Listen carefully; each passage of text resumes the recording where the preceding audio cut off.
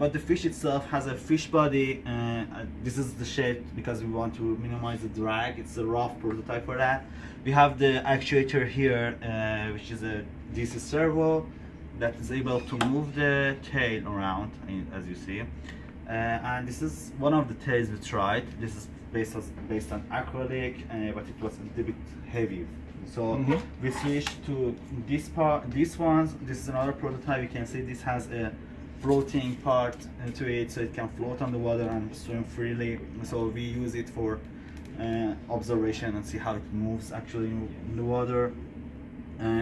For example, we have here a fin that is all flexible, but now we can use laminate techniques to use different thickness and also different materials to see which one provides the best for us we want and best performance we want. We control the servo with Arduinos for now because we just have one servo, so one Arduino is enough for that. But we also use this Arduino and force sensor with we control them with a PC, so a Python script is used there to get the data and send the commands to the Arduino for the actuators. This is the prototypes we used when we wanted to focus on caudal fins of the fish, which means the back tail. They use them and make propulsion by them.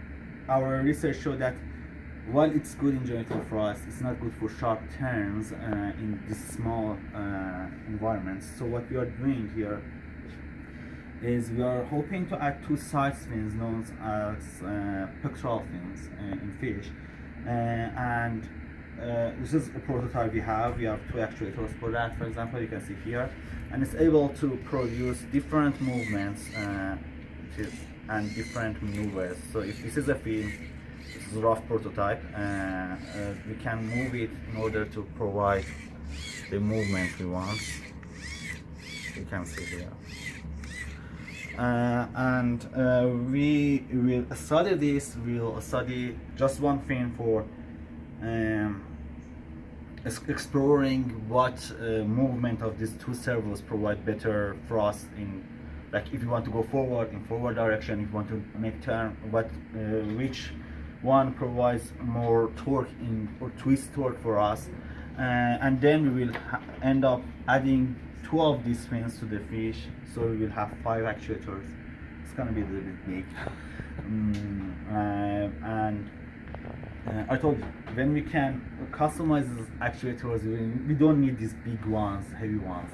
We can actually make it smaller and smaller, and the trade-off of being smaller and bigger is that when it's smaller, it has less drag. When the actuators are bigger, they are more powerful. So we have to try to find the sweet spot, and we have sufficient energy, but not a big body and high drag. So this is the whole experimental setup for now. We have this small tank for just exploring the effect of the waves that comes back from the walls of the environment for us. And we are getting a big one that we can actually follow the movement of the fish using these cameras that they can track the position of the fish, and we can start with them, and then we will add sensors like GPS or IMUs. GPS doesn't work inside, but like for here we gonna use cameras, but for outside you can use GPS too.